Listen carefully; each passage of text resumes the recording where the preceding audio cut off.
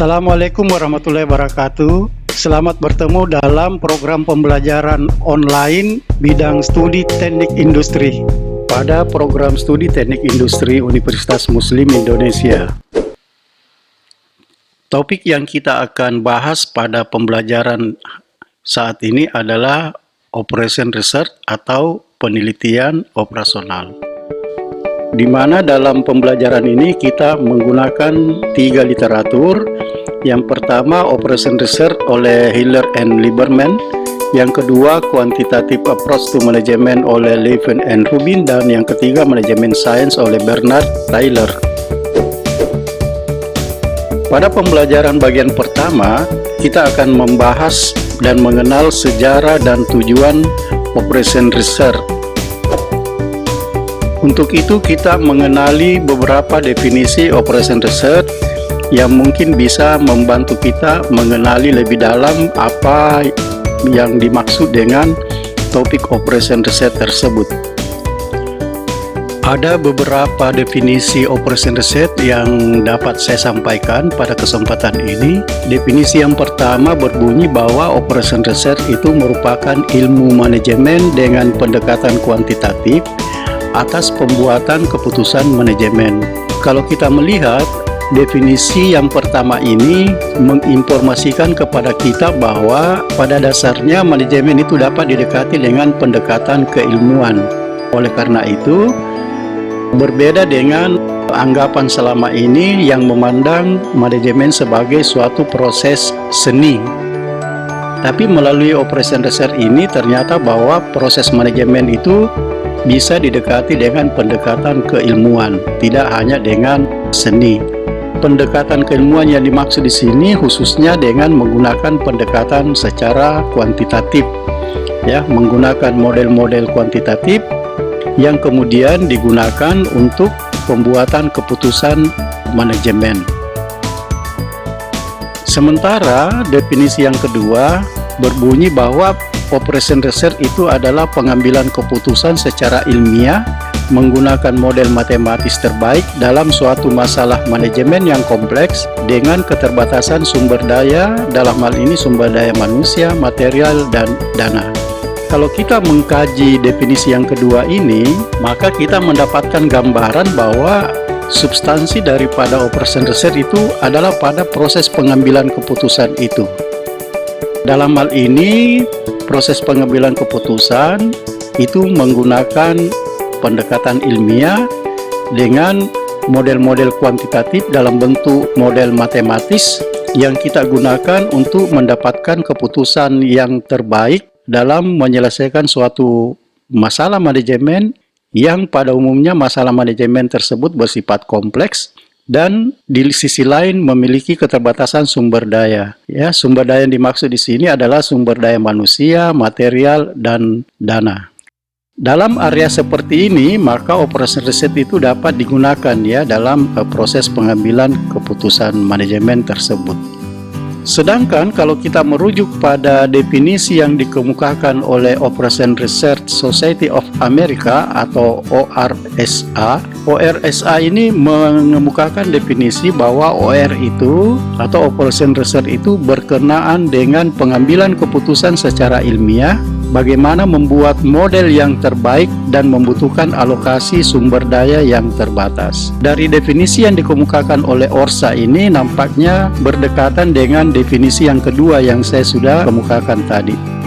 Tapi substansinya bahwa OR adalah sebenarnya pengambilan keputusan, ya, yang bersifat ilmiah begitu dengan menggunakan pendekatan secara kuantitatif. Hal yang sama juga dikemukakan oleh ORSGB atau Operation Research Society of Great Britannia yang mengemukakan definisi OR sebagai aplikasi metode ilmiah dalam masalah yang kompleks dan sistem manajemen yang besar atas manusia, material, dan dana dalam industri, bisnis, pemerintah, dan militer. Dengan demikian, dari keseluruhan definisi yang saya sudah kemukakan, mudah-mudahan ini bisa mengantarkan Anda untuk lebih memahami substansi daripada topik pembahasan Operation Research itu. Artinya, Operation Research itu digunakan untuk apa dan dalam kondisi seperti apa ya operation reset itu dapat diaplikasikan.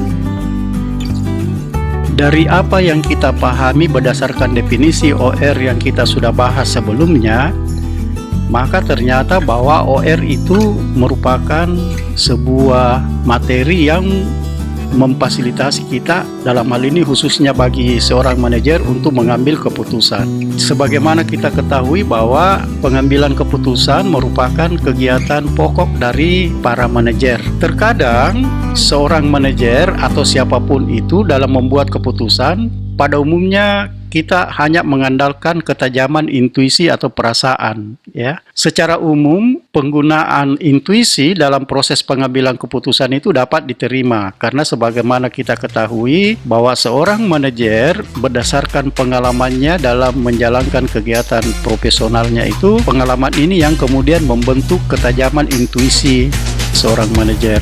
Tapi hal ini tidak cukup. Kenapa? Karena keputusan itu mestinya harus bisa dinilai dan diukur kualitasnya oleh orang lain ya, tidak hanya diketahui oleh manajer tersebut. Oleh karena itu sebaiknya keputusan juga harus dibuat berdasarkan pendekatan formal tertentu.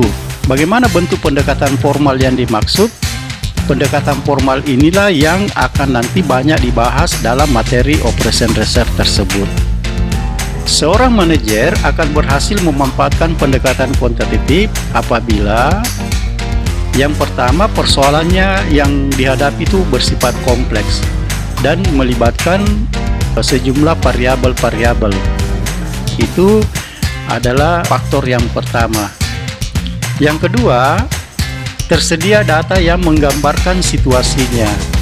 Artinya bahwa seorang pengambil keputusan itu sebelum dia mengambil keputusan terlebih dahulu harus mendapatkan gambaran situasi masalah seperti apa sih yang dia akan selesaikan. Oleh karena itu pada umumnya untuk menggambarkan situasi ini biasanya hanya bisa didekati apabila tersedia cukup data ya yang bisa menggambarkan situasinya. Apabila sudah dipahami gambaran situasinya, maka kita melangkah ke poin yang ketiga, yaitu menetapkan tujuan dari pemecahan persoalan yang akan diselesaikan. Untuk menetapkan tujuan pemecahan persoalan ini itu dapat dinyatakan dalam bentuk kuantitatif ya, dengan menggunakan model-model secara kuantitatif. Kemudian yang keempat, ada model yang dapat digunakan untuk situasi tersebut. Artinya ketika kita tetapkan tujuan pemecahan persoalan secara kuantitatif, kita harus yakin bahwa persoalan kuantitatif yang kita akan gambarkan ini memang tersedia model yang bisa mendukung pembentukan model persamaan kuantitatif tersebut. Ada 6 tahap yang dapat digunakan untuk membantu manajer membuat keputusan yang lebih baik. Sekarang mari coba kita lihat ke 6 tahap ini seperti apa. Tahap yang pertama adalah melakukan observasi lingkungan persoalan.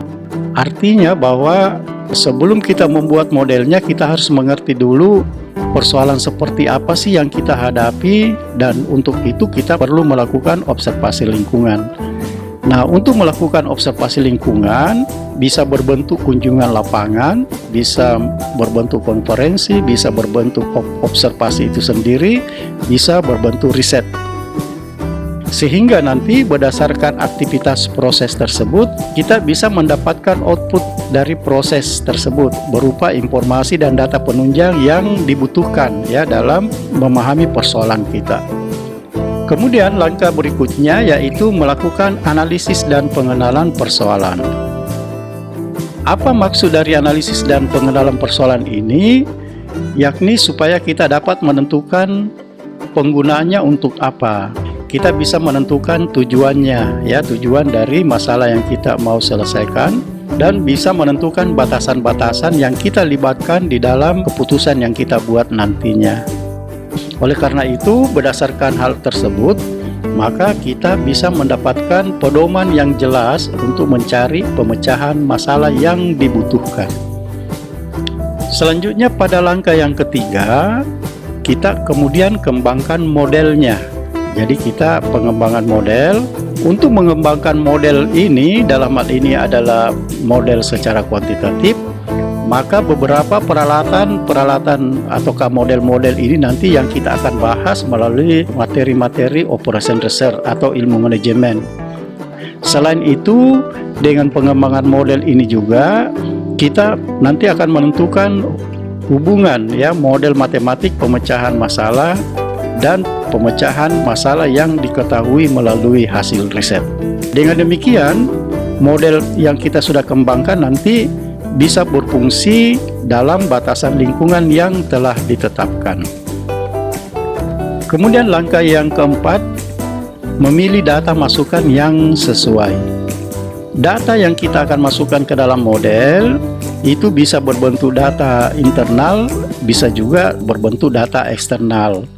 Ataukah bisa juga data-data tersebut merupakan suatu kenyataan, ataukah pendapat-pendapat, ataukah dari data-data bank komputer yang kita miliki. Apa output yang dihasilkan dari langkah yang keempat ini nanti bisa menjadi input yang memadai untuk mengerjakan dan mengetes model ya yang kita sudah buat. Kemudian kita ke langkah yang kelima, merumuskan pemecahan dan pengetesan yang dapat dipertanggungjawabkan. Ya, maksudnya apa? Maksudnya bahwa kita harus yakin bahwa model yang kita sudah buat tersebut itu bisa dipertanggungjawabkan, artinya cukup valid ya untuk bisa menyelesaikan pengambilan keputusan yang kita inginkan ya sesuai dengan tujuan yang kita sudah tetapkan sebelumnya. Aktivitas yang kita lakukan dalam melakukan pemecahan dan pengetesan ini berupa pengetesan itu sendiri. Kemudian kita mengetes batasan-batasannya, apakah sudah cukup batasan-batasan yang kita kembangkan dalam model, dan bagaimana bukti-bukti validitas dari model yang kita sudah kembangkan tersebut. Dengan demikian, maka diharapkan bisa memberikan output dalam bentuk pemecahan yang bisa membantu pencapaian tujuan organisasi. Langkah yang terakhir yaitu penerapan pemecahan. Apa tujuan atau aktivitas dari langkah yang keenam ini? Yakni dengan kita melakukan pembahasan perilaku ya, tentu perilaku dari model tersebut. Kemudian mungkin juga dibutuhkan lontaran-lontaran ide yang bisa nanti menilai langkah-langkah dalam penerapan pemecahan masalah. Dan lebih luas lagi kita bisa melibatkan manajemen, dan mungkin juga di dalam kegiatan tersebut kita butuhkan penjelasan-penjelasan yang bisa melengkapi dari penerapan pemecahan masalah dari model yang kita sudah kembangkan.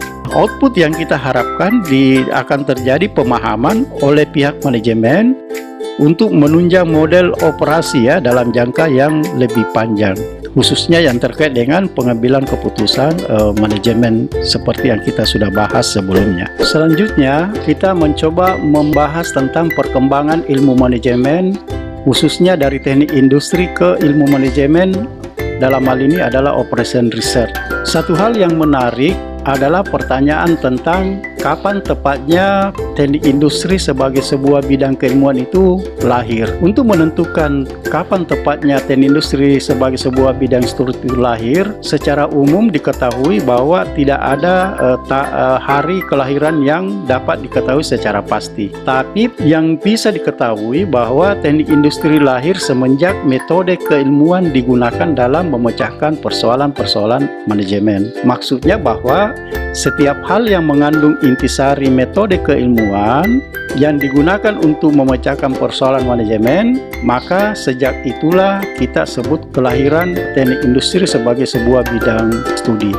Sebagai contoh, kita bisa melihat proses perbaikan pada kapal purba dari Venesia. Kapal purba dari Venesia ini secara berkala itu pada saat itu diperbaiki agar bisa berlayar kembali di lautan.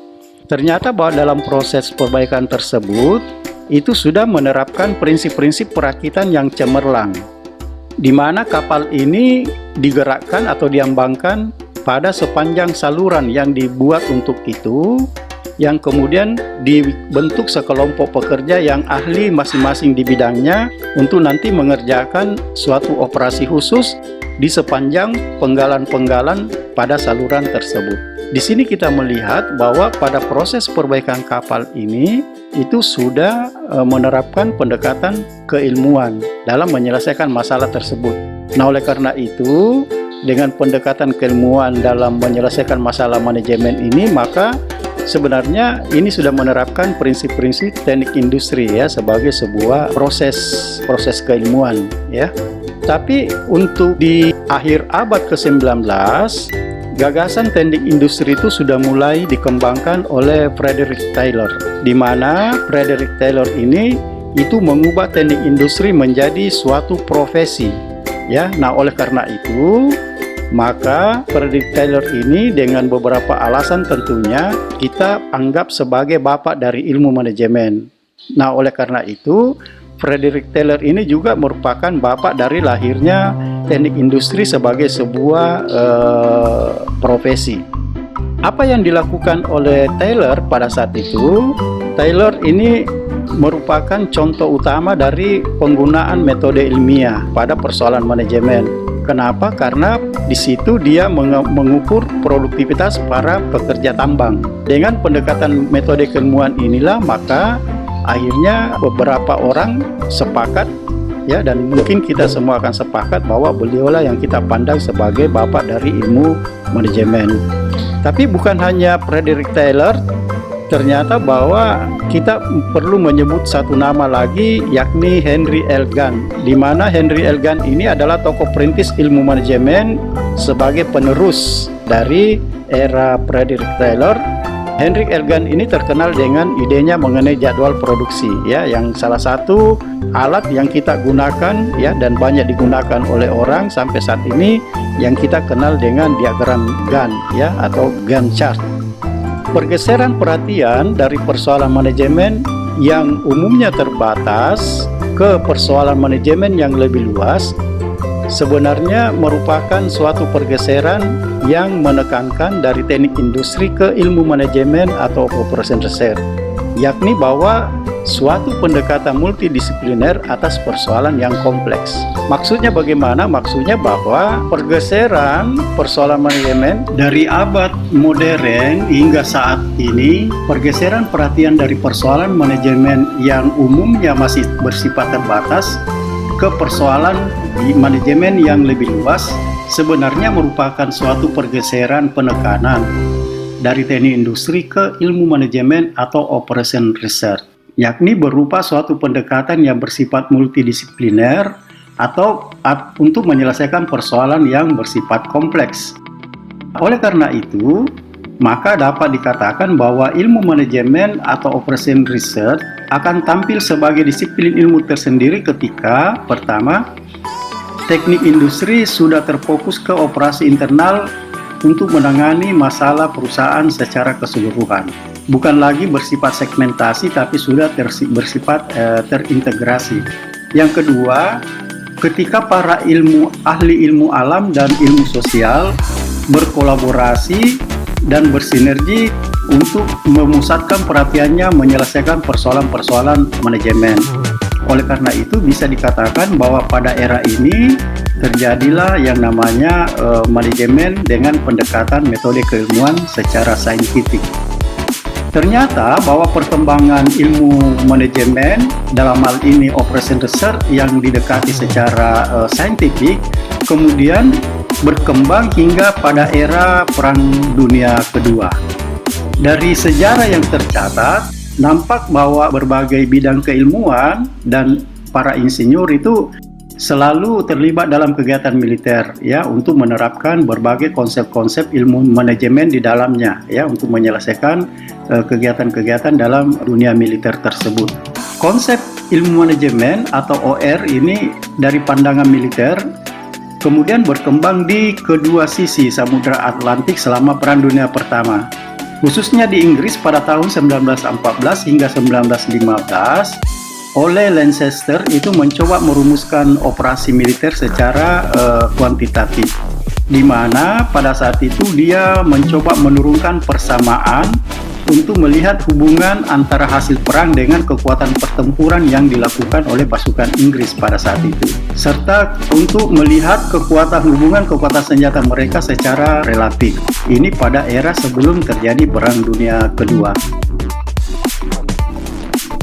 Pada saat terjadi Perang Dunia Kedua, ternyata penerapan ilmu operation research dalam dunia militer ini semakin intensif. Hal ini bisa dilihat dari perkembangan dan penerapannya yang berlangsung begitu cepat dalam bidang-bidang penting ya di dunia militer, mulai dari proyek sistem radar peringatan dini, proyek meriam anti pesawat, perumusan strategi peperangan kapal selam, strategi pertahanan sipil, perumusan ukuran iringan kendaraan atau konvoi supaya nanti bisa menghindari serangan musuh ya, dan topik-topik lainnya dalam dunia militer. Salah satu kelompok di Inggris yang paling awal memperkenalkan ilmu manajemen atau operation kepada umum itu dipimpin oleh seorang profesor yang bernama PMS Blackett dari Universitas Manchester, di mana beliau ini merupakan seorang anggota dari Royal Society. Sementara di Amerika ada dua orang yang merintis pengembangan ilmu manajemen atau operation research di Amerika Serikat selama Perang Dunia Kedua. Yakni yang pertama adalah James B. Conant, di mana saat itu beliau menjabat sebagai Ketua Komite Riset Pertahanan Nasional, dan yang kedua adalah Van Nevar Bust, Ketua Komisi Persenjataan dan Perlengkapan Modern. Kedua orang inilah yang memiliki jasa untuk merintis dan mengembangkan ilmu manajemen OR di Amerika selama terjadinya Perang Dunia Kedua. Sementara setelah Perang Dunia Kedua berlangsung, perkembangan OR itu tidak stagnan, masih tetap berlanjut setelah Perang Dunia Kedua telah usai. Hal ini bisa dilihat di mana kegiatan penelitian operasional dinilai sangat berharga oleh pimpinan militer Amerika, dan anggapan itu tidak berhenti pada akhir perang tersebut. Oleh karena itu, Angkatan Darat meneruskan pengembangan ilmu manajemen atau operation research melalui sebuah instansi khusus yang terkait dengan penelitian operasional yang berkantor di Chevy Chase, Maryland, di mana kantor ini selanjutnya disebut sebagai Research Analysis Corporation. Lebih khusus lagi, oleh Angkatan Laut itu membentuk grup evaluasi operasi yang dipimpin oleh seorang profesor dari MIT yang bernama Profesor Morse. Nah, bagaimana perkembangan ilmu manajemen atau operation research hingga saat ini? Ternyata bahwa kegiatan operation research ini telah berkembang cepat di dunia bisnis, unit-unit pemerintahan, dan lembaga swasta. Kenapa seperti itu? Karena ternyata dunia bisnis ini adalah dunia yang mirip dengan dunia militer, yaitu di mana di dalamnya terjadi peperangan. Tapi peperangan yang dilakukan oleh dunia bisnis adalah peperangan tanpa menggunakan senjata, ya, tapi menggunakan strategi-strategi yang dipandang bisa mengalahkan lawan-lawannya dalam dunia bisnis. Nah, oleh karena itu, banyak konsep-konsep operation research yang telah diterapkan dalam dunia militer sebelumnya itu kemudian diadopsi oleh dunia bisnis di zaman modern hingga saat ini. Di samping itu, secara bersamaan, lingkup persoalan yang dicakup oleh pengguna operation research itu telah berkembang juga di Amerika Serikat. Hal ini bisa dilihat di awal tahun 1950-an, di mana kelompok-kelompok yang menggeluti aktivitas operation research tersebut itu diantaranya adalah ORSA dan TIMS, yang dilakukan sejak tahun 1952, di mana pada tahun itu ORSA telah mulai mempublikasikan jurnal Operation Research. Sementara TIMS sejak tahun 1953 juga telah mempublikasikan jurnal Management Science. Apa yang menjadi penerapan Operation Research atau ilmu manajemen di dunia bisnis hingga saat ini? Maka berikut ini saya akan berikan contoh penggunaan teknis Operation Research dalam berbagai bidang di dunia bisnis dan industri. Contoh yang pertama, kita bisa lihat penerapan konsep-konsep OR pada bidang akuntansi dan keuangan. Yang pertama, untuk melakukan peramalan dan perencanaan aliran kas. Untuk menentukan jumlah dan kelayakan kredit sistem penagihan tunggakan kredit, melakukan alokasi modal investasi dan berbagai alternatif yang dihadapi perusahaan, ya, melakukan pengelolaan investasi portofolio, melakukan peningkatan efektivitas akuntansi biaya, melakukan peningkatan akurasi auditing, dan lain-lain. Itu adalah contoh-contoh penerapan OR dalam bidang akuntansi. Selanjutnya, kita bisa lihat penerapan konsep-konsep operation research dalam bidang pemasaran. Di antaranya misalnya penentuan perpaduan produk terbaik berdasarkan permintaan pasar. Terus terkait dengan penentuan perlu tidaknya perusahaan mencari pemasaran atas suatu produk baru. Juga alokasi advertensi di berbagai media tempat penentuan waktu terbaik untuk mengandalkan produk baru, juga untuk melakukan penugasan tenaga penjual ke wilayah pemasaran secara lebih efektif, dan lain-lain. Ini beberapa contoh yang saya tampilkan terkait dengan penerapan konsep-konsep operation research atau ilmu manajemen pada bidang pemasaran. Contoh yang lain terkait dengan penerapan OR di bidang operasi produksi. Yang pertama, untuk meminimumkan persediaan atau inventory barang setengah jadi, untuk melakukan penentuan bahan-bahan yang paling ekonomis untuk memenuhi kebutuhan pelanggan, untuk melakukan peningkatan efisiensi proses produksi, melakukan penyesuaian produksi terhadap fluktuasi permintaan, menentukan ramuan makanan ternak yang paling ekonomis, lalu menyeimbangkan kapasitas pabrik dengan permintaan pasar untuk menaikkan laba, dan lain-lain. Berbagai contoh penerapan operation research dalam bidang operasi produksi ini ternyata ruang lingkupnya sangat banyak, ya, sangat luas. Contoh-contoh penerapan operation research dalam berbagai bidang yang telah kita bahas tadi itu secara umum substansinya adalah pada proses pengambilan keputusan. Suatu proses pengambilan keputusan itu tidak pernah bisa terlepas dari hasil dari keputusan tersebut. Tapi ada anggapan yang berkembang selama ini seakan-akan bahwa keputusan terbaik itu diukur berdasarkan hasilnya. Padahal sebenarnya antara keputusan dengan hasil itu dua hal yang berbeda, ya, dalam pengertian bahwa dua hal yang terpisah. Sebelum kita melihat seperti apa hubungan antara keputusan dengan hasil, maka ada baiknya kita melihat dulu dan menjawab sebuah pertanyaan umum bahwa kapan sih kita perlu melakukan keputusan. Ternyata bahwa secara sederhana pengambilan keputusan itu dilakukan pada situasi di mana kita diperhadapkan pada suatu pilihan atau alternatif. Pada saat itulah kita harus memilih alternatif A atau alternatif B. Nah, ataukah keputusan A atau keputusan B? Nah, pada saat itulah kita katakan kita setelah melakukan proses pengambilan keputusan. Tapi apakah keputusan yang kita ambil itu sudah yang terbaik? Ternyata bahwa keputusan terbaik itu tidak diukur berdasarkan hasil akhirnya, tapi diukur berdasarkan proses dan sensitivitas nilai informasi pendukung keputusan yang kita libatkan, ya, dalam model keputusan yang kita sudah buat. Untuk memahami hal tersebut, saya ingin mengemukakan satu ilustrasi, ya, untuk menggambarkan perbedaan antara keputusan dan hasil, ya, untuk menggambarkan apakah keputusan kita itu adalah keputusan yang terbaik. Ilustrasinya bisa dilihat dari gambaran sebagai berikut, di mana di sini dikemukakan bahwa ada dua orang yang berteman, katakanlah si A dan si B, di mana kedua orang tersebut berada pada situasi pilihan untuk memutuskan memasang undian atau tidak memasang undian. Untuk melihat situasi pengambilan keputusannya, kita coba menggambarkan dalam ilustrasi melalui gambar sebagai berikut. Pada gambar ini, katakanlah di sini ada dua pilihan tadi bagi si A dan si B, yaitu dia ikut undian ataukah dia tidak ikut undian. Kalau dia tidak ikut undian, berarti prosesnya sudah selesai.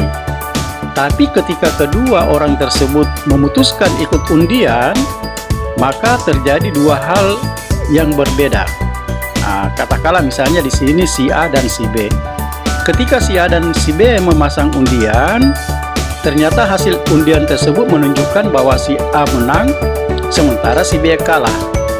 Akhirnya muncul pertanyaan, kalau begitu, di antara kedua orang tersebut, siapa yang memiliki keputusan yang terbaik? Apakah si A atau si B? Ada kecenderungan kita mengatakan bahwa keputusan terbaik itu diambil oleh si A. Kenapa? Karena dia menang, sementara si B ini mengambil keputusan yang buruk karena dia kalah. Ternyata anggapan ini tidak benar. Mengapa? Karena menang kalah itu bukan keputusan, tapi itu adalah hasil. Sementara keputusannya berada pada tahapan memutuskan ikut undian atau tidak. Oleh karena itu, kita katakan bahwa keputusan si A dan si B ini sama-sama, ya, sama keputusannya, itu sama-sama ikut undian. Oleh karena itu kita katakan bahwa undian itu adalah tahapan keputusannya. Sementara menang dan kalah itu adalah hasil. Disinilah menunjukkan bahwa antara keputusan dengan hasil itu adalah dua hal yang berbeda. Tapi pertanyaan yang menarik kemudian adalah, kenapa si A menang, si B kalah? Apa yang salah dalam keputusan tersebut? Kalau kita melihat lebih jauh, ternyata bahwa si A ini ketika ikut undian, dia cenderung menggunakan pendekatan logika secara kuantitatif. Artinya, proses keputusannya itu sangat terukur dengan tahapan-tahapan yang jelas, kemudian ditransformasikan menjadi model-model secara kuantitatif menggunakan pendekatan logika, sehingga nanti kualitas keputusannya itu bisa diukur, ya, hasilnya. Sementara si B ini hanya menggunakan intuisi atau perasaan saja. Dalam arti kata bahwa si B ini tidak menggunakan data-data ataukah informasi-informasi yang lengkap untuk menggambarkan situasi persoalan yang dihadapinya. Berbeda dengan si A. Si A, semua informasi yang terkait dengan situasi permasalahan yang dia ingin putuskan itu dilibatkan, yang kemudian dia kembangkan menjadi model secara kuantitatif dengan tahapan-tahapan pendekatan logika yang jelas, sehingga itulah yang membuat si A menang dalam undian tersebut, sementara si B kalah. Disinilah pentingnya bahwa salah satu aspek dalam pengambilan keputusan yang bersifat kuantitatif itu adalah pendekatan secara logika. Tapi perlu diingat bahwa logika ini biasanya itu menilai fakta-fakta yang kita ataukah informasi-informasi yang kita libatkan dalam keputusan tersebut. Untuk memahami seperti apa pentingnya logika dalam proses pengambilan keputusan, maka berikut ini saya coba menggambarkan deskripsi tahapan proses pengambilan keputusan, ya, secara kuantitatif. Pada umumnya, keputusan kita ambil ketika terkait dengan perusahaan atau industri atau dunia bisnis, maka keputusan itu pasti tidak bisa lepas pada aspek lingkungan. Ya, karena keputusan kita mau ambil itu selalu bersentuhan dengan lingkungan, ya, di mana kita akan menerapkan keputusan tersebut. Pertanyaan kemudian muncul adalah, apa sih yang terjadi dengan di lingkungan? Ternyata di lingkungan itu terkait dengan rencana keputusan yang kita mau ambil, kita tidak bisa terlepas dari dunia ketidakpastian. Artinya, ada ketidakpastian yang sangat tinggi yang terjadi dalam lingkungan, terutama ketika dikaitkan dengan proses pengambilan keputusan kita. Selain tidak pasti, dia juga bersifat kompleks. Banyak variabel-variabel yang mungkin akan antara satu variabel dengan variabel yang lainnya itu mungkin akan terjadi pertentangan. Juga dia bersifat dinamis, tidak statis, ya, keadaan di lingkungan itu setiap saat cenderung mengalami perubahan-perubahan yang berubah secara sangat dinamis, ya. Dan penting juga dipahami bahwa di lingkungan itu terjadi persaingan, karena kita berada di lingkungan itu tidak sendiri, kita berhadapan dengan bidang bisnis yang lain ataukah industri-industri yang lain. Dan yang terakhir, bahwa di lingkungan itu sumber daya itu sangat terbatas. Berbagai aspek dalam lingkungan inilah yang kita akan hadapi ketika kita ingin mengambil keputusan. Apa yang terjadi ketika kita berhadapan dengan berbagai faktor dalam lingkungan tersebut? Secara natural tentu akan menimbulkan reaksi bagi kita sebagai seorang yang akan mengambil keputusan. Apa reaksi yang akan terbentuk, yang akan terjadi pada diri kita ketika berhadapan dengan masalah lingkungan tersebut? Mungkin akan terjadi kebingungan, ya, kita bingung mulai dari mana masalahnya, ya, apa yang harus dilakukan dan sebagainya. Oleh karena itu, lanjut kita akan menjadi cemas, ya, menghadapi berbagai faktor yang ada di lingkungan tersebut. Tapi sebagai seorang yang akan mengambil keputusan, kita harus yakin bahwa setiap orang itu mempunyai kemampuan. Apa kemampuan yang kita miliki, yang kita nanti akan optimalkan dalam proses pengambilan keputusan tersebut? Yang pertama, kita punya kecerdasan, dan semua orang punya kecerdasan. Yang terpenting sekarang, bagaimana kita harus memahami potensi kecerdasan yang kita miliki ya dalam mengambil keputusan tersebut. Nah, oleh karena itu, kecerdasan tersebut itu harus kita kembangkan dengan menentukan pilihan-pilihan ya yang relevan dengan objek masalah ataukah tujuan yang kita ingin selesaikan dalam keputusan tersebut. Kita kembangkanlah pilihan-pilihan ya untuk menyelesaikan atau dalam pengambilan keputusan tersebut. Yang kedua, kemampuan yang kita miliki adalah kita memiliki persepsi. Ya. Nah, dengan kemampuan persepsi yang kita miliki tersebut, ini kemudian kita mengembangkan serangkaian informasi-informasi yang nantinya kita libatkan dalam proses pengambilan keputusan yang kita ingin lakukan. Dan kemudian yang ketiga, kita memiliki falsafah. Nah, dengan falsafah ini akhirnya kita membentuk yang namanya preferensi. Jadi berarti melalui ketiga kemampuan yang kita miliki ini, lalu kemudian kita kembangkanlah juga 3 variabel atau 3 faktor yang kita libatkan dalam proses pengambilan keputusan. Yakni yang pertama, kita punya pilihan-pilihan. Kemudian dari pilihan-pilihan ini kemudian kita mencari informasi yang relevan, lalu kemudian kita lengkapi dengan preferensi-preferensi yang kita sudah miliki ya berdasarkan falsafah yang kita anut selama ini. Maka ketika kita menggunakan ketiga aspek kemampuan ini, itulah yang kita sebut sebagai proses berpikir ya dalam rangka untuk mengambil sebuah keputusan. Sementara ketika kita sudah mengembangkan serangkaian pilihan, ya ada informasi, kemudian ada preferensi, maka pada saat itu muncul perasaan tidak enak yang kita alami. Ya, ada rasa was-was, apakah pilihan-pilihan saya ini sudah tepat? Apakah informasi yang saya libatkan sudah tepat? Atau apakah preferensi yang saya anut selama ini bisa membantu saya dalam mengambil keputusan tersebut? Itu akan muncul perasaan tidak enak atau was-was. Ketika kita bertindak dalam hal ini mengambil keputusan berdasarkan pilihan, informasi, dan preferensi tersebut, di mana dalam bertindak, dalam mengambil keputusan, kita hanya mengandalkan intuisi atau perasaan saja. Dari hasil keputusan yang kita ambil, tentu muncullah keputusan itu sendiri. Apa yang kita putuskan berdasarkan intuisi, itu kemudian nanti akan dinilai oleh orang yang bersentuhan atau yang berkaitan dengan keputusan kita, muncullah bentuk pujian atau celaan terhadap keputusan itu. Dari keputusan ini tentu ujungnya akan memberikan hasil. Hasil inilah nanti yang membuat kita menjadi senang kalau keputusannya sesuai dengan hasil yang diharapkan, ataukah kita akan merasa sedih apabila hasilnya tidak sesuai dengan yang kita harapkan dari keputusan. Apa yang menjadi kelemahan yang kita bisa nilai dari proses yang mengandalkan keputusan menggunakan intuisi adalah bahwa keputusan ini dinilai ya, dipuji atau dicela ketika keputusan itu sudah diambil.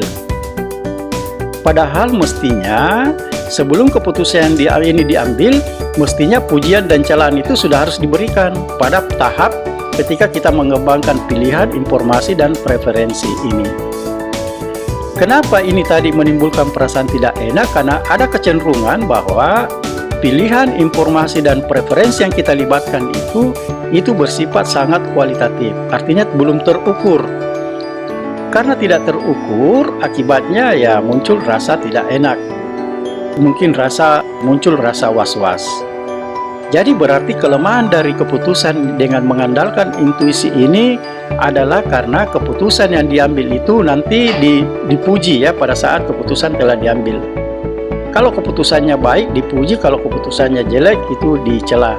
Nah, ini saya kira dalam pengambilan keputusan secara rasional ini, secara pendekatan keilmuan ini kurang tepat.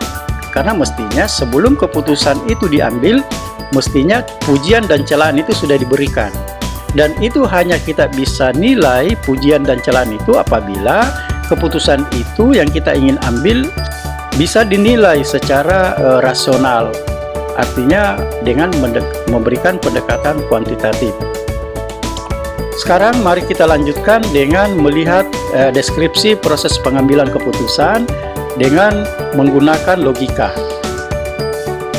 Kita masih menghadapi masalah yang sama ya, masalah lingkungan yang sama. Ada ketidakpastian, bersifat kompleks, dinamis, persaingan, dan bersifat terbatas. Kemudian tadi bisa memberikan bingung, bisa cemas, lalu kita mengandalkan kemampuan. Nah, di sini prosesnya sedikit agak berbeda. Kenapa berbeda? Karena kita coba mengembangkan kecerdasan ini yang tadi melahirkan pilihan-pilihan, tapi kita tidak selesai hanya pada pilihan, karena kalau hanya pada pilihan itu sifatnya sangat subjektif. Kita ingin lebih objektif, mengembangkan parameter-parameter yang kita libatkan dalam proses pengambilan keputusan. Apa yang bersifat objektif tersebut? Yakni bahwa pilihan-pilihan ini mestinya dikembangkan menjadi alternatif. Kalau pilihan itu sudah dikembangkan menjadi alternatif, berarti ketika kita kembangkan alternatif itu sudah ada pendekatan objektivitas di dalamnya, tidak hanya subjektif. Karena kalau saya memutuskan hanya berdasarkan pilihan, ya namanya pilihan itu selesai sampai di situ, tidak ada yang salah. Tapi ketika kita mengembangkan dalam bentuk alternatif, paling tidak kita sudah bisa mengukur objektivitas ya dari alternatif yang kita kembangkan dalam proses pengambilan keputusan. Selanjutnya, persepsi yang terkait dengan informasi tadi itu kemudian dikembangkan menjadi kemungkinan-kemungkinan. Jadi berarti informasi yang kita dapatkan itu kemudian kita kembangkan menjadi kemungkinan-kemungkinan yang secara objektif itu bisa dinilai kualitas keberhasilannya. Dalam arti kata bahwa dia sudah bisa terukur ya secara kuantitatif. Kemudian yang ketiga, falsafah yang melahirkan preferensi tadi itu kemudian kita kembangkan dalam konteks nilai, waktu, dan resiko. Artinya bahwa aspek nilai, waktu, dan resiko itu harus dipertimbangkan dalam pengambilan keputusan. Kita melihat dulu bahwa ketiga kemampuan tadi itulah proses berpikir ya, sama yang tadi. Selanjutnya, kemampuan mengembangkan alternatif, kemungkinan, nilai, waktu, dan resiko, inilah yang melahirkan pandangan ke dalam. Artinya bahwa tahapan penilaian, pujian, cacian, atau kecelaan terkait dengan keputusan kita ambil itu sudah nampak dari alternatif-alternatif yang kita kembangkan, kemungkinan-kemungkinan yang kita akan ambil, termasuk nilai, waktu, resiko yang kita pertimbangkan ya sebelum mengambil keputusan. Untuk itu maka dilakukanlah sensitivitas nilai informasi. Artinya apa? Artinya bahwa kita berkepentingan untuk menilai akurasi dari alternatif, kemungkinan, nilai, waktu, dan resiko yang kita libatkan dalam pengambilan keputusan tersebut. Itu kita nilai, lakukan pengukuran sensitivitas nilai informasinya. Dari pengukuran sensitivitas nilai informasi ini, disinilah tahapan memuji ataukah mencela kualitas keputusan yang kita ambil itu sudah mulai muncul di sini. Pada saat itu kemudian kita bertindak dengan menggunakan logika. Oleh karena itu maka setelah kita bertindak menggunakan logika, muncullah keputusan di mana dalam keputusan ini kita tidak menilai lagi, kita tidak memberikan pujian atau celaan dalam putusan ini. Kenapa? Karena nilai, pujian, dan celaan itu muncul pada tahap pengembangan sensitivitas nilai informasi yang ada di sini tadi. Dengan logika yang baik yang kita terapkan dalam pengambilan keputusan, nanti diharapkan akan melahirkan keputusan yang valid. Dan pada saat itu nanti akan muncul hasil di mana kalau hasilnya sesuai dengan harapan, kita akan senang. Kalau hasilnya tidak sesuai dengan harapan, maka kita akan sedih. Di sini sekaligus menunjukkan bahwa antara keputusan dengan hasil itu dua hal yang berbeda. Ada anggapan mengatakan begini, hasil adalah output dari keputusan. Output yang baik itu didapatkan dari proses yang baik. Kalau outputnya baik, prosesnya jelek, itu namanya kebetulan. Tapi kalau outputnya jelek, prosesnya baik, itu namanya kecelakaan. Oleh karena itu berarti kita mengembangkan serangkaian tahapan proses pengambilan keputusan itu sebenarnya adalah untuk mencegah terjadinya kecelakaan. Artinya kita berorientasi kepada perbaikan proses, bukan untuk mengharap keberuntungan. Nah, itu gambaran deskripsi tahapan proses pengambilan keputusan secara rasional dengan pendekatan logika. Tadi kita sudah menggambarkan bahwa pengambilan keputusan itu sebenarnya adalah terletak pada prosesnya, di mana bahwa proses yang baik itu akan melahirkan output yang baik. Artinya, kalau kita berhasil mengembangkan prosesnya secara baik, maka kita harapkan juga bahwa kualitas keputusannya itu nanti itu akan baik juga. Namun, pengembangan proses pengambilan keputusan tersebut tidak bisa didekati dengan hanya menggunakan intuisi atau perasaan, tapi dia harus dikembangkan dengan pendekatan logika, sehingga tahapan-tahapan proses yang melibatkan parameter-parameter pengambilan keputusan tadi ya berupa kemungkinan-kemungkinan, alternatif-alternatif, nilai, waktu, dan risiko itu bisa diukur ya dalam tahapan-tahapan di dalam proses tersebut. Oleh karena itu, untuk melengkapi pemahaman kita terkait dengan proses pengambilan keputusan dengan pendekatan logika atau rasionalitas, maka berikut ini saya akan berikan sebuah ilustrasi ya secara sederhana. Ilustrasi ini menggambarkan ya situasi sebagai berikut. Misalnya di sini diceritakan bahwa bayangkan Anda adalah pemilik sebuah perusahaan industri manufaktur skala kecil. Pada suatu hari, Anda diberitahu bahwa mobil truk tua yang telah Anda pergunakan selama ini mengangkut bahan baku selama 8 tahun sudah berada di titik kerusakan. Anda memiliki waktu paling banyak selama 1 bulan untuk memutuskan apa yang harus dilakukan terhadap mobil tersebut. Berarti situasi yang digambarkan di sini adalah kita harus memutuskan apa yang harus dilakukan terhadap mobil tua tersebut. Nah, untuk memutuskan ini kan berarti kita berada dalam suasana ataukah situasi pilihan-pilihan alternatif tindakan ya yang kita harus ambil terhadap mobil tua ini. Mobil ini mau diapakan? Nah, oleh karena itu di sini ada pertanyaan, apa yang akan Anda lakukan dan bagaimana Anda akan melakukan keputusan berdasarkan butir-butir tindakan ataukah keputusan yang tersedia berikut ini. Sekarang mari kita lihat data-datanya ya, tindakan-tindakan atau alternatif-alternatifnya. Sini yang pertama ataukah tindakan yang pertama adalah pergi dan membeli truk baru dari dealer terdekat. Tindakan yang kedua, berlibur 1 bulan di Spanyol. Tindakan yang ketiga, membeli tanah pertanian sebagai pengganti. Tindakan yang keempat, mencari tahu tentang tempat penyewaan berbagai mobil baru. Yang kelima, memperhitungkan jenis truk yang Anda perlukan. Yang keenam, menanyakan ke manajer bank berapa banyak yang dapat dia pinjamkan untuk Anda. Tindakan yang ketujuh, menjumlahkan berapa banyak uang yang dapat Anda belanjakan.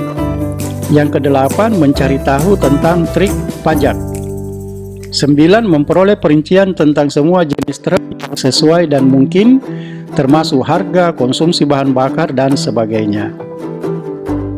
Memperoleh 3 penawaran untuk perbaikan truk Anda saat ini. 11, mandi dengan air dingin, menjual bisnis Anda, secara seksama mengevaluasi semua pilihan Anda, berkonsultasi dengan staf Anda, mencari tahu harga kuda serta kereta sebagai pengganti truk. Di sini kita bisa lihat ada 15 tindakan ataukah keputusan yang bisa kita ambil untuk mengatasi mobil tua tadi yang sudah akan rusak. Disinilah kita dituntut untuk mengambil sebuah tindakan keputusan. Dan seperti yang saya sampaikan tadi, bahwa kita menggunakan pendekatan logika dalam proses pengambilan keputusannya. Jadi keputusan yang baik itu berdasarkan kepada hasil akhir.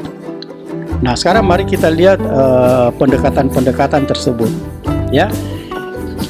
Secara logika yang perlu kita pertimbangkan lebih dulu adalah hanya melibatkan sebuah informasi ataukah fakta-fakta yang relevan dengan tujuan dari keputusan yang kita mau ambil terhadap mobil tersebut, mobil tua tersebut.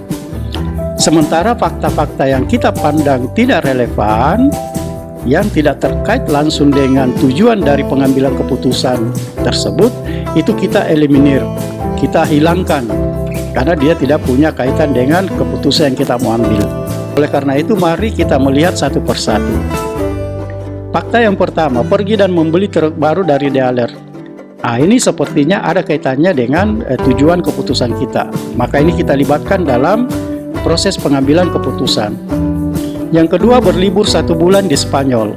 Berlibur 1 bulan di Spanyol sama sekali tidak ada kaitan dengan pengambilan keputusan kita ya terhadap mobil tadi. Nah, oleh karena itu kita eliminir informasi ini atau fakta tersebut.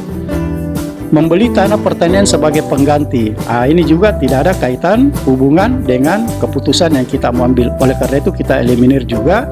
Mencari tahu tentang penyewaan berbagai mobil baru. Nah, ini sepertinya ada hubungan ya dengan keputusan kita. Maka kita pertahankan. Memperhitungkan jenis truk yang Anda perlukan juga ada hubungannya. Menanyakan ke manajer bank berapa banyak yang dapat dia pinjamkan untuk Anda.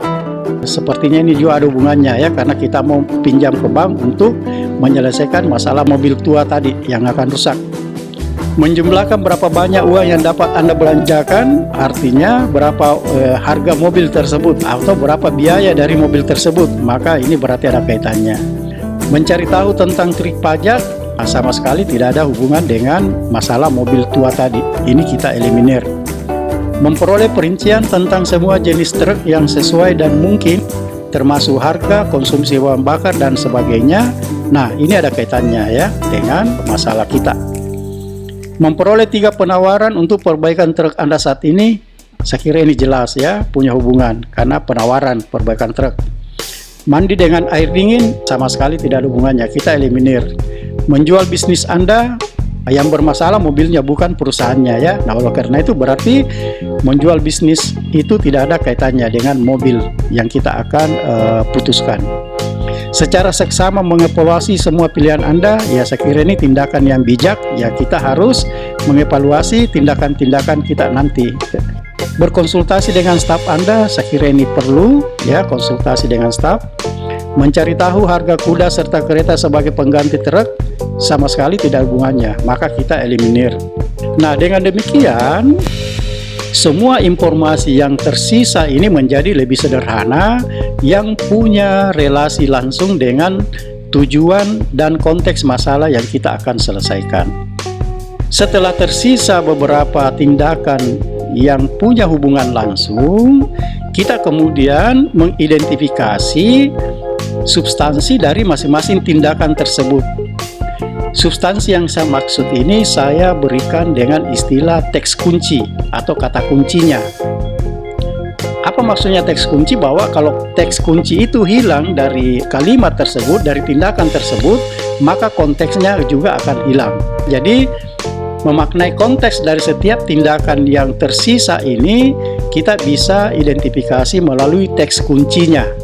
Teks kunci itulah kemudian nanti kita pandang sebagai variabel keputusan kita. Mari kita lihat satu persatu. Yang pertama, pergi dan membeli truk baru dari dealer terdekat. Teks kunci di sini sebenarnya adalah pada kata membeli. Kata membeli. Kalau kata membeli ini hilang dari teks ini, maka konteks dari kalimat ini nanti dari tindakan ini akan hilang. Ya, oleh karena itu sekali lagi, membeli adalah teks kuncinya. Terus tindakan yang keempat, mencari tahu tentang penyewaan berbagai mobil baru. Teks kuncinya di sini sebenarnya hanya ingin menyampaikan pesan tentang penyewaan. bahwa kita akan cari tempat sewa ya, menyewa mobil baru. Oke. Kemudian berikutnya memperhitungkan jenis truk yang Anda perlukan. Teks kuncinya di sini adalah jenis truk itu sendiri. Yang keenam, menanyakan ke manajer bank berapa banyak yang dapat dia pinjamkan untuk Anda. Berarti kata kunci atau teks kunci di sini adalah kita mau pinjam di bank dengan bertanya kepada manajer.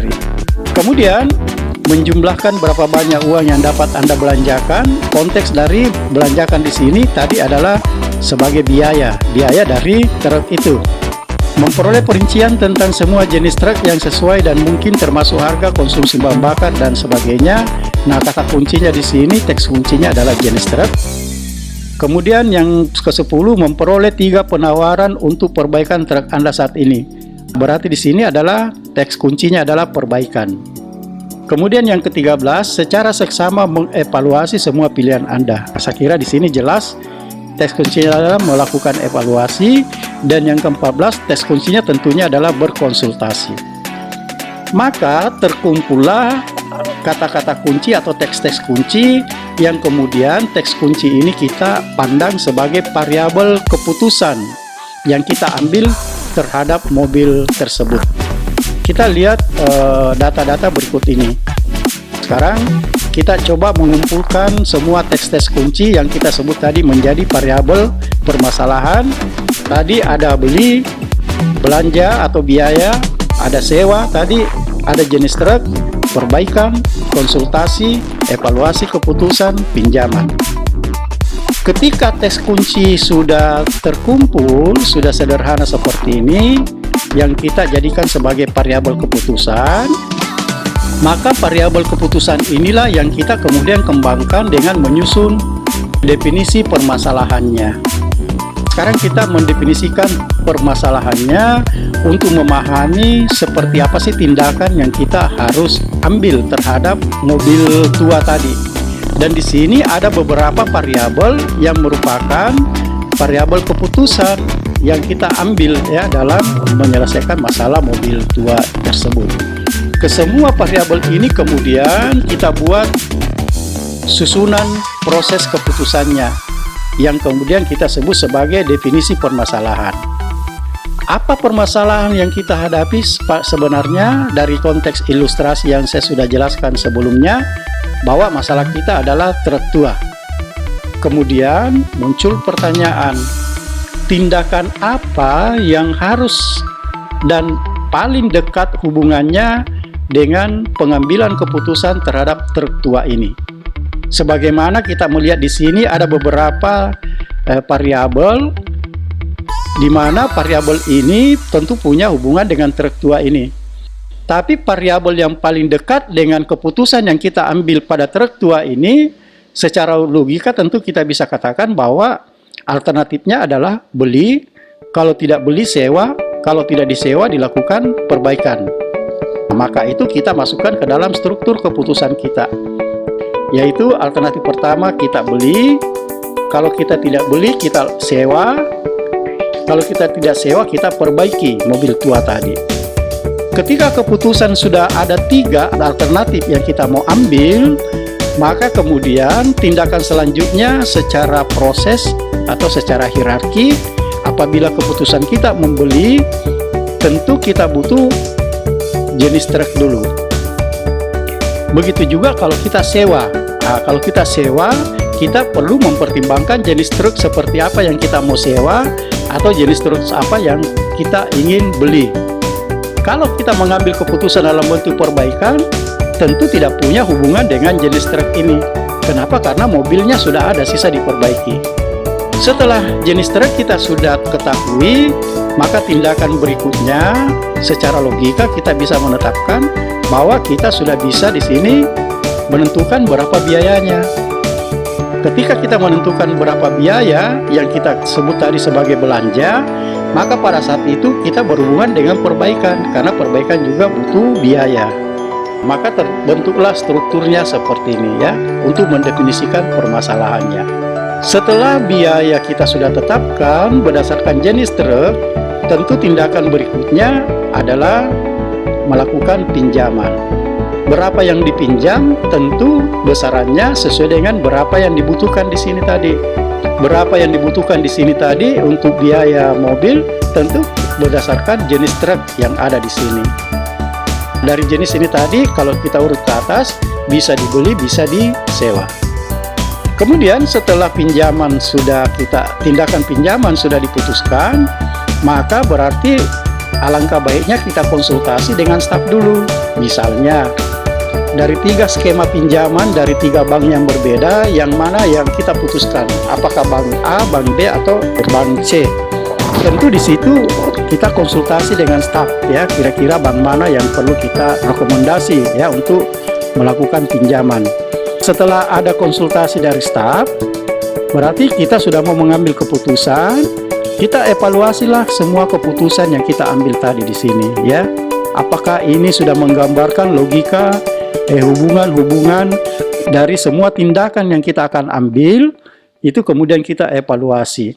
Setelah dianggap sudah tahapannya sudah benar, prosesnya sudah benar, maka kita tentunya pada akhirnya akan yakin bahwa tindakan yang saya pilih nanti di sini itu sudah tepat.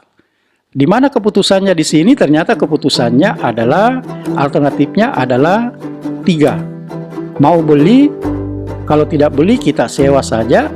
Kalau kita sewa kita lakukan perbaikan. Kalau kita beli ataukah kita sewa, ya pertimbangkan dulu jenis truknya yang mana.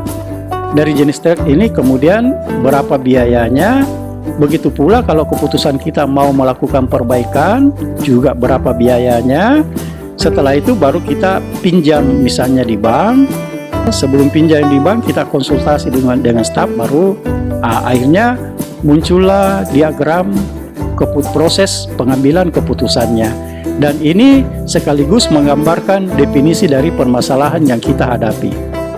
Apa yang digambarkan proses keputusan seperti ini, inilah yang kita sebut sebagai menggunakan pendekatan logika. Jadi pendekatan logikanya itu adalah pada prosesnya. Prosesnya itu melibatkan parameter-parameter keputusan yang tadi kita sudah bahas, yaitu ada alternatif, ada kemungkinan-kemungkinan, ada risiko, ada nilai, ada waktu. Semua fakta-fakta atau semua data-data ini itu harus diorganisasikan. Kenapa harus diorganisasikan? Supaya nanti terbentuklah secara logika, diagram, ataukah hubungan-hubungan rasionalitas antar masing-masing keputusan yang kita mau ambil. Ya, jadi berarti harus diorganisasikan. Terkait dengan pengorganisasian fakta tersebut, saya ingin memberikan lagi ilustrasi ya, bagaimana kita mencoba mengorganisasikan fakta-fakta dengan menggunakan logika. Dalam situasi ini saya berikan ilustrasi sebagai berikut. Nah, di sini diceritakan bahwa ada 3 orang masing-masing bernama Anne, Heather, dan Teresa yang tinggal bersebelahan satu sama lain di sebuah flat. Heather memiliki flat di tengah. Mereka bekerja sebagai ahli kimia, pembawa acara radio, dan dokter. Tetapi tidak pasti dalam urutan seperti itu. Maksudnya tidak mesti bahwa Anne adalah ahli kimia, Heather pembawa acara, Teresa adalah dokter ya. Tidak, urutannya tidak seperti itu. Nah, pembawa acara radio membawa anjing Teresa berjalan-jalan ketika Teresa pergi berlibur. Ahli kimia mengetuk dinding Anne ketika stereo Anne terlalu ribut.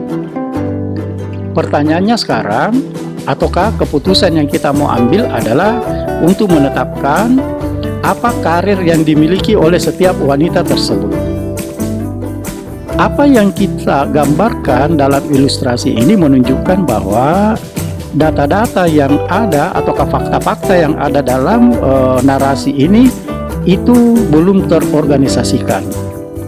Karena belum terorganisasi, maka kita cenderung akan mengalami kesulitan untuk menetapkan keputusan atau jawaban terhadap apa karir yang dimiliki oleh setiap wanita tersebut. Oleh karena itu, lagi-lagi dengan pendekatan logika, tentu kita berorientasi kepada proses. proses ini nanti terbentuk dari adanya organisasi fakta-fakta yang kita akan kemukakan dalam ilustrasi ini. Yang pertama, fakta yang pertama adalah bahwa ketiga orang ini dia tinggal bersebelahan satu sama lain di sebuah flat. Jadi di sini dalam gambar ini diilustrasikan ada 3 flat ya yang saling berdampingan karena mereka tinggal bersebelahan. Lalu kemudian fakta di sini mengatakan bahwa Heather memiliki flat di tengah. Oke ya, Heather memiliki flat di tengah. Lalu pembawa acara radio membawa anjing Teresa berjalan-jalan ketika Teresa pergi berlibur. Jadi berarti di sini fakta bahwa pembawa acara radio ini membawa anjing Teresa berjalan-jalan, maka berarti yang pergi berjalan-jalan dengan anjing Teresa adalah pembawa acara. Kemudian Teresa sendiri pergi berlibur. Jadi Teresa pergi berlibur, ya ini dia Teresa pergi berlibur, tapi anjingnya dibawa jalan-jalan oleh pembawa acara radio. Siapa pembawa acara radio kita belum tahu. Apa profesi Teresa kita belum tahu. Hanya faktanya mengatakan bahwa Teresa pergi berlibur dan pembawa acara radio membawa anjing Teresa berjalan-jalan. Fakta berikutnya adalah stereo Anne terlalu ribut. Stereo Anne terlalu ribut, oleh karena itu ahli kimia mengutuk dinding Anne. Nah, di sini Anne terlalu ribut, stereonya berarti Anne ada di dalam kamar. Logikanya kan begitu. Berarti Anne ada di dalam kamar. Lalu kemudian ahli kimia mengetuk dindingnya karena terlalu ribut stereonya. Jadi berarti yang mengetuk dinding Anne di sini adalah ahli kimia. Dengan demikian, semua fakta sudah terorganisasi. Berdasarkan fakta yang sudah terorganisasi, relatif kita sudah bisa menilai substansi dari masalah yang kita hadapi untuk menentukan jawabannya ataukah keputusannya. Sekarang kita lihat. Yang ada dalam kamar adalah Anne. Yang ada di luar kamar adalah pembawa acara dan Teresa. Oke. Tadi dikatakan bahwa pembawa acara ini membawa anjing Teresa. Berarti dengan demikian karena Teresa ada di sini, berarti pembawa acara ini pasti bukan Teresa dan pasti bukan Anne karena Anne berada di dalam ruangan. Dengan demikian kita pastikan bahwa pembawa acara ini adalah sebenarnya Heather. Oke, kalau Heather adalah pembawa acara, berarti Teresa lah yang sebagai ahli kimia dan Anne adalah dokter. Oke, saya kira inilah gambaran pentingnya mengorganisasikan fakta untuk nanti membentuk proses pengambilan keputusannya secara logika, secara rasional. Ya, dengan pendekatan seperti ini, saya kira nanti akan sangat membantu kita ketika kita nanti mengembangkan model-model keputusan yang terkait dengan operation research dalam membentuk ataukah membuat model keputusan secara kuantitatif. Ini pengorganisasian fakta yang pertama. Sekarang kita lanjutkan dengan ilustrasi bagaimana mengorganisasikan fakta yang berikutnya. Di sini digambarkan situasinya bahwa ada 5 buah taksi menjemput 5 penumpang yang sedang mabuk di sebuah klub. Penumpang yang mabuk ini itu tidak tahu mau menuju kemana. Oleh karena itu, sopir taksi ini mencari informasi tentang identitas dari masing-masing 5 penumpang ini.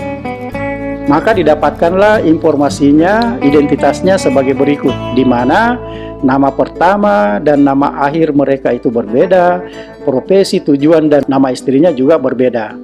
Nah, data-data selengkapnya dari kelima penumpang taksi ini digambarkan sebagai berikut. Yang pertama, Brad menikah dengan Betty. Yang kedua, suami Barbara menaiki taksi ketiga. Bart adalah seorang bankir. Taksi terakhir menuju ke Jalan Barton. Beatrice tinggal di Jalan Burton, dan seterusnya sampai ada 16 fakta yang dikemukakan di sini. Sama dengan ilustrasi yang pertama tadi, di sini kita bisa melihat bahwa fakta-fakta yang ada di sini juga belum terorganisir. Karena belum terorganisir, maka kita kesulitan untuk menentukan proses pengambilan keputusannya. Ya, nah oleh karena itu berarti tugas kita adalah bagaimana kita mengembangkan model ataukah proses yang bisa mengorganisasikan fakta-fakta yang ada dalam data-data yang ditampilkan ini.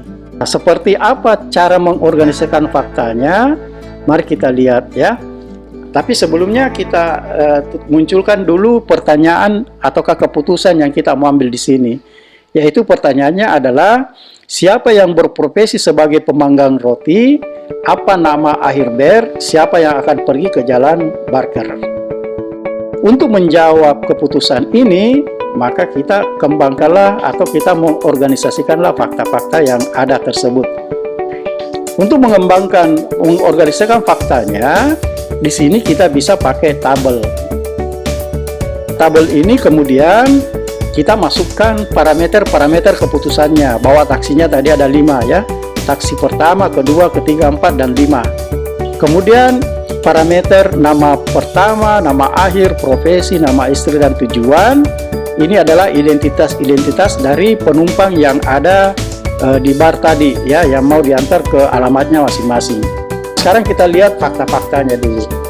Fakta-fakta inilah yang kemudian yang belum terorganisir, kemudian kita mau susun ya menjadi terorganisir supaya nanti kita berhasil mendefinisikan persoalannya. Fakta yang pertama, Berat menikah dengan Betty. Sepertinya ini belum bisa masuk ke dalam organisasi kita ya, dalam tabel ini. Kita lewati dulu fakta yang pertama. Fakta yang kedua, suami Barbara menaiki taksi ketiga. Berarti Barbara adalah nama istri. Nah, dan dia naik taksi ketiga. Dengan demikian kita bisa masukkan ke dalam tabel ya. Ini adalah Barbara naik taksi ketiga dan dia adalah nama istri. Siapa suaminya kita belum tahu. Terus kita ke fakta yang ketiga. Berat adalah seorang bankir. Fakta ini belum bisa kita masukkan ke dalam tabel ini ya, kita lewati lagi. Taksi terakhir menuju ke Jalan Barton. Taksi terakhir berarti taksi kelima. Jalan Barton adalah tujuan atau alamat, maka kita tuliskan di sini fakta yang keempat adalah Jalan Barton. Kemudian fakta yang kelima, Beatrice tinggal di Jalan Burton. Sepertinya informasi ini atau data ini belum bisa masuk. Kita lewati lagi. Keenam, penjual daging menaiki taksi keempat.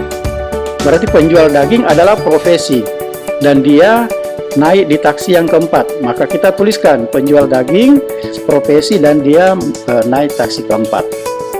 Bob menaiki taksi kedua. Bob adalah nama pertama, dia naik taksi yang kedua. Kita masukkan. Bernice menikah dengan Pialang. Belum bisa dimasukkan. Jadi kita cari dulu yang punya kaitan langsung ya dengan keputusan kita. Barker tinggal di Jalan Burton. Sepertinya belum bisa masuk. Tuan Burger menaiki taksi di depan suami Brenda. Oke, berarti Burger menaiki taksi di depan suami Brenda. Apakah ini sudah bisa masuk? Sepertinya belum. Yang bisa masuk langsung adalah Tuan Burger menaiki taksi pertama. Berarti Tuan Burger adalah nama akhir dan dia naik taksi yang pertama. Tuan Barker tinggal di Jalan Bourbon ya, kita belum bisa masukkan. Pemangkas rambut tinggal di Jalan Barker, belum bisa dimasukkan. Tuan Barker menaiki taksi di depan Tuan Burger. Kita jawab belum bisa masukkan ya. Yang bisa dimasukkan adalah yang ke-16. Di sini dikatakan Tuan Burger berada dalam taksi di depan penjual daging. Ini penjual daging, taksi di depannya berarti adalah taksi yang ketiga. Dan Tuan Burger berarti adalah nama akhir, maka kita masukkan. Ya. Dengan cara yang sama kita kembali lagi ke informasi yang belum masuk. Ya, kemudian kita kaitkan dengan informasi sebelumnya yang sudah ada di sini, baru nanti kita putuskan untuk memasukkan semuanya. Dan kalau itu kita lakukan, nanti akan terjadi seperti ini ya. Contoh di sini kita lihat Tuan Burger menaiki taksi di depan suami Brenda. Berarti Brenda adalah nama istri, Tuan Burger menaiki taksi di depan suami Brenda. Ya, kita masukkan dan akhirnya kita sudah berhasil masukkan semua dan ternyata bahwa sudah terbentuklah definisi permasalahannya dan sudah struktur keputusannya sudah terbentuk ya, proses keputusannya menjadi mudah. Oleh karena itu untuk menjawab pertanyaan tadi, siapa berprofesi sebagai pemanggang roti, kita bisa melihat yang pemanggang roti ternyata berarti adalah Bob. Apa nama akhir ber? Ya, nama akhir ber berarti kita pastikan adalah Tuan Burger. Siapa yang akan pergi ke Jalan Barker? Yang pergi ke Jalan Barker adalah Bart. Dengan demikian, proses seperti yang kita gambarkan ini itu sudah bisa menggambarkan kualitas dari keputusan kita. Secara logika, semua bisa mengukur kebenaran dan kualitas dari keputusan yang kita ambil ini. Jadi itulah pentingnya fakta, mengorganisasikan fakta untuk kita libatkan dalam proses ya pengambilan keputusan dengan menggunakan logika. Dari penjelasan di atas, kita bisa menangkap substansi bahwa pengambilan keputusan itu sangat tergantung dari prosesnya. Sementara proses itu ditentukan dari pendekatan model formal yang kita gunakan dalam pengambilan keputusan. Oleh karena itu, maka topik bahasan dalam Operation Research, khususnya Operation Research 1 ini, beberapa model formal yang kita akan gunakan itu nanti dituangkan dalam berbagai topik, ya seperti yang saya uraikan berikut ini.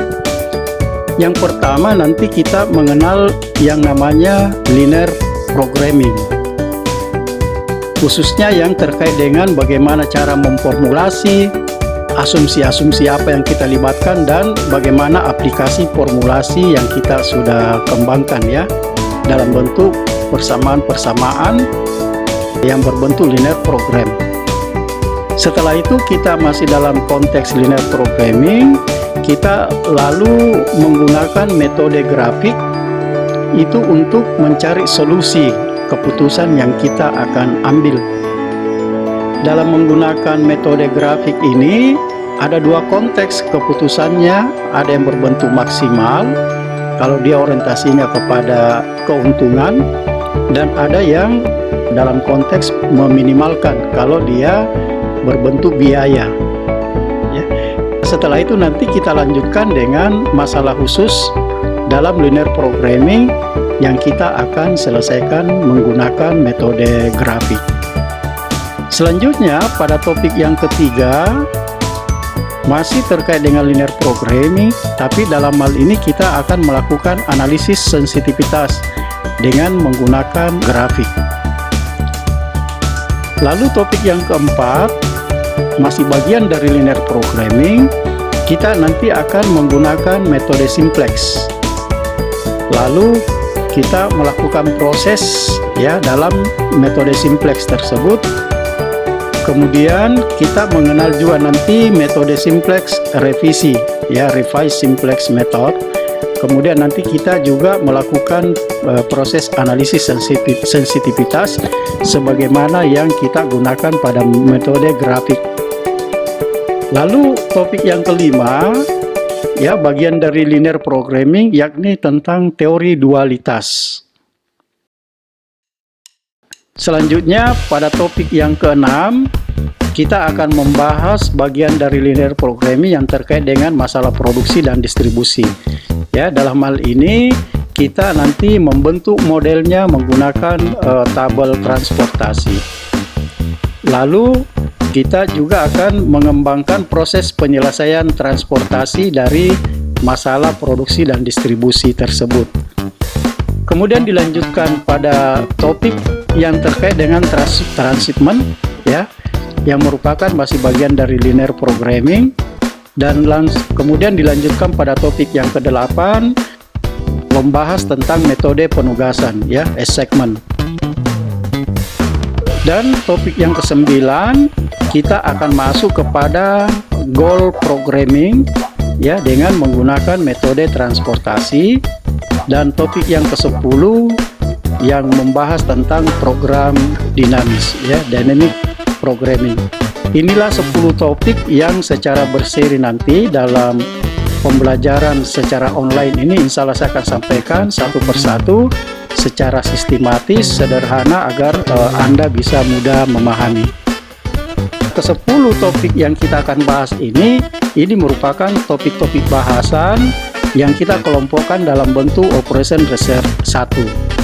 Karena di sini ada operation research 1, tentu ada operation research 2.